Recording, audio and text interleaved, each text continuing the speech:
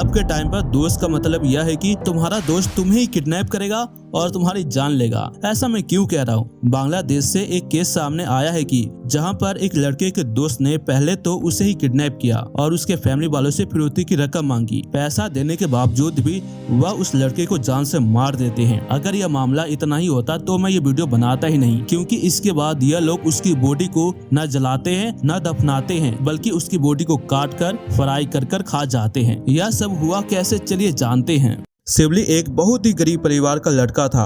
वह अपने खुद के खर्चे उठाने के लिए और कॉलेज की फीस देने के लिए एक पोल्ट्री फार्म में जॉब करने लगता है। शिवली पढ़ा लिखा भी था और उसकी उम्र कम भी थी, इसलिए पोल्ट्री फार्म का मालिक शिवली को एक मैनेजर बना देता है। मैनेजर बनने के बाद शिवली वहां पर कुछ लोगों से दोस्ती करता है जो कि उससे काफी बड़े थे। यहाँ पर शिवली की उम्र 20 साल की थी, बल्कि बाकी सब लोगों की उम्र 25, 30 और 45 के अराउंड थी। शिवली के जो नए दोस्त बने थे वह सोचते हैं कि अब मैनेजर तो हमारा दोस्त है, और इसी वजह से ये लोग अपने काम को करने में काफी ज्यादा लापरवाही कर रहे थे और शिवली भी काफी समय से देख रहा था। शिवली इनके पास में जाकर इनसे कहता है कि काम सही से करूं, और यही बात इन सभी को बुरी लग जाती है, क्योंकि इनकी सोच यह थी कि एक 19 साल का लड़का हम पर हुक्म चलाएगा, और इसी वजह से इनके बीच में हो जाती है लड़ाई। लेकिन वहाँ पर पोल्ट्री फार्म का मालिक आकर इन्हें समझाता है। कुछ दिनों के बाद शिवली इस लड़ाई को भूल भी जाता है, लेकिन ये सभी मन ही मन में यह सोच लेते हैं कि वह शिवली से अपना रिवेंज लेंगे।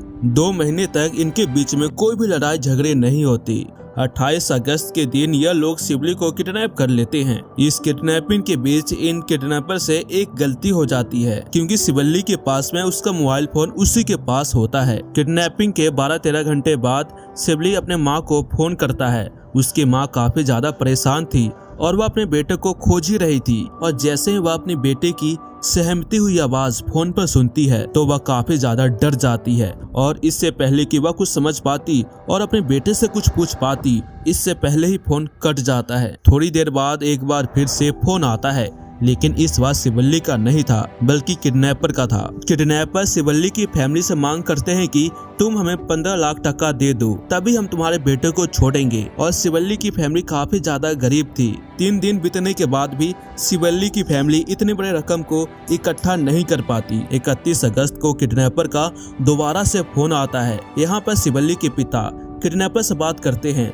और बताते हैं कि हम बहुत ही ज्यादा गरीब है, इतने बड़े रकम को इकट्ठा नहीं कर सकती। किडनैपर भी शिवल्ली के परिवार की हालत को जानते थे, इसलिए वह फिरौती की रकम को 15 लाख टका से कम कर 2 लाख टका की मांग करते हैं। 4 सितंबर 2023 को शिवल्ली के माता पिता 2 लाख टका का इंतजाम करते हैं। किडनैपर शिवल्ली के पिता को पैसे लेकर बांद्रा डिस्ट्रिक्ट हेडक्वार्टर के पास में बुलाता है। शिवल्ली के पिता उस जगह पे चले जाते हैं और वहाँ पर 2 लोग आते हैं जो शिवल्ली के पिता से पैसे लेते हैं, लेकिन वहाँ पर उसका बेटा नहीं था। शिवल्ली के पिता किडनैपर से पूछते हैं कि मेरा बेटा कहाँ है। किडनैपर इन्हें बताता है कि तुम्हारे घर जाने से पहले तुम्हारा बेटा घर पर होगा। इतना सुनते ही शिवल्ली के पिता बहुत ही ज्यादा खुश हो जाते हैं और वह तेजी से अपने घर की ओर जाते हैं। घर जाने के बाद ये अपनी बीबी से पूछते हैं कि हमारा बेटा आया क्या, लेकिन उनकी बीबी उन्हें कहती है कि आप ही तो हमारे बेटे को लाने गए थे। इतना सुनते ही शिवल्ली के पिता खामोश हो जाते हैं। यहाँ पर शिवल्ली की माँ काफी ज्यादा रोने लगी थी, लेकिन शिवल्ली के पिता किसी तरह से समझाते हैं और कहते हैं कि शायद किडनैपर थोड़ी देर बाद हमारे बेटे को छोड़ दे। और यही सोचकर ये दोनों 3 दिनों तक इंतजार करते हैं, लेकिन अब तक इनका बेटा इनके पास में नहीं आया होता है। इतना इंतजार करने के बाद इनका सब्र का बांध टूट गया था और ये चले जाते हैं पुलिस स्टेशन। पहले यह पुलिस स्टेशन इसलिए नहीं गए थे क्योंकि सभी किडनैपर कहते हैं कि अगर तुम पुलिस स्टेशन जाओगे तो हम तुम्हारे बेटे को जान से मार देंगे, और यही इनकी सबसे बड़ी गलती थी। इसके बाद पुलिस वाले अपना काम शुरू करते हैं और यह सबसे पहले यह पता लगाते हैं कि शिवल्ली कैसा इंसान था, उसकी किसके साथ में दुश्मनी थी,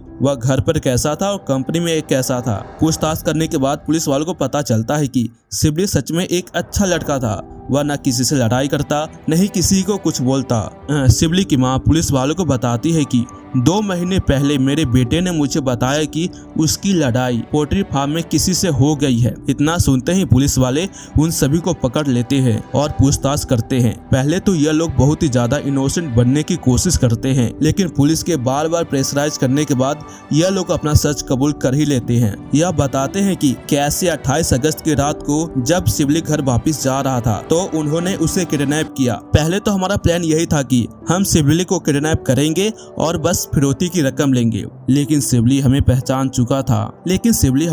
चुका था कि हम कौन है। अगर अब हमने शिवली को छोड़ दिया तो बाद में यह हमारे लिए खतरा बन सकता था और इसी वजह से हमने शिवली को जान से मार दिया। इसके बाद पुलिस वाले इनसे पूछते हैं कि शिवली की डेड बॉडी कहाँ पर है और यह लोग पुलिस वालों को वहाँ पर ले जाते हैं जहाँ पर ये लोग शिवली की डेड बॉडी को फेंके थे। शिवली की फेस की हालत बहुत ही ज्यादा खराब थी और पुलिस वाले भी इस बॉडी को आइडेंटिफाई नहीं कर पा रहे थे कि यह शिवली की डेड बॉडी है या किसी और की।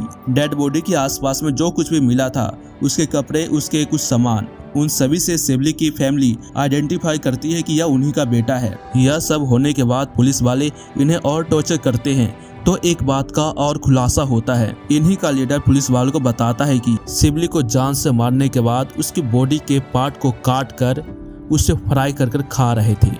अब बताओ ये कैसे लोग हैं, इंसान है या हैवान। अपने ही दोस्त को किडनैप करने के बाद उसे जान से मारने के बाद उसकी बॉडी को जलाया नहीं बल्कि उसकी बॉडी के पार्ट को काट कर उसे खाने लगे। इसलिए दोस्त बनाना तो सोच समझ के बनाना।